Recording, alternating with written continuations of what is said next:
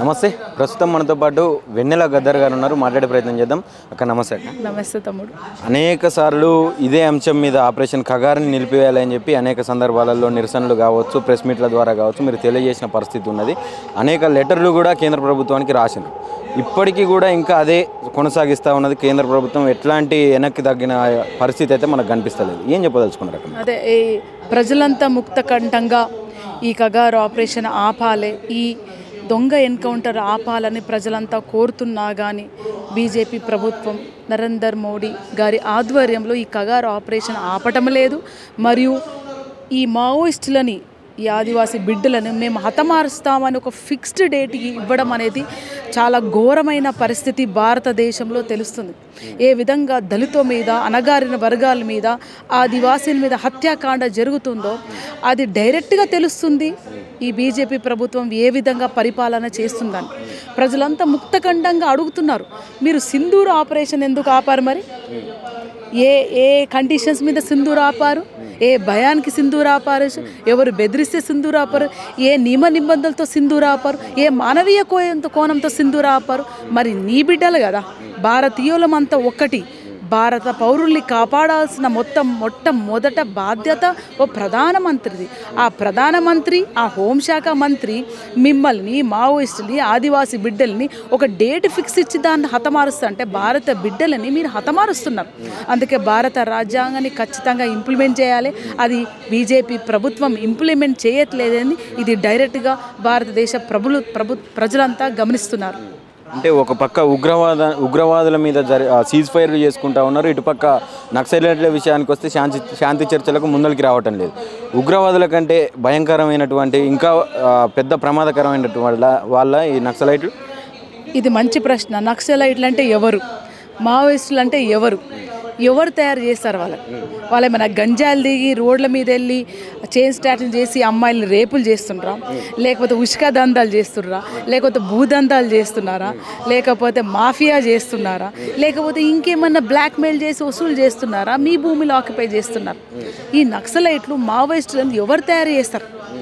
అది ఇలాంటి నిరంకుశిత పాలనే తయారు చేసింది.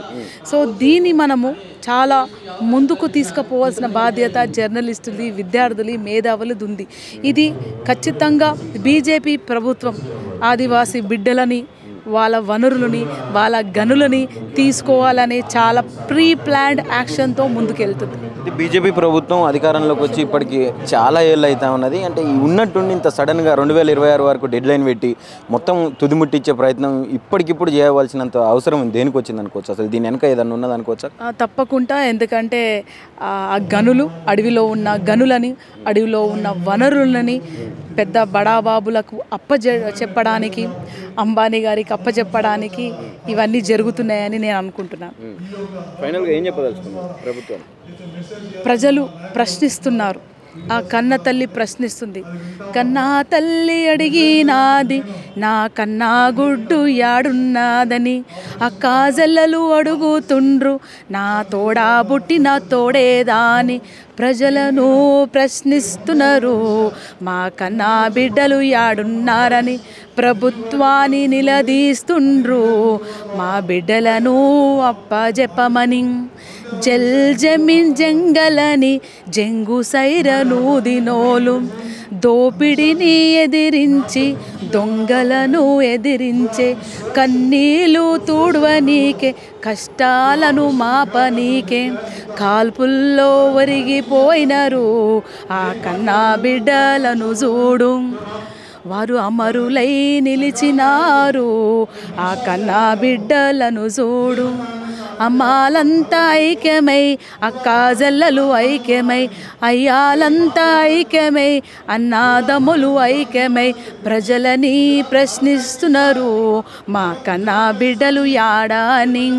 ప్రభుత్వాన్ని నిలదీస్తున్నారు మా బిడ్డలను ఇవ్వమని. ఆ చివరి చూపు చూపమని, ఆ బూడిదను ఇవ్వమని. పోరుకై పాలనకై పోరు చేస్తుండ్రో ఈ తల్లులంతా చూడు.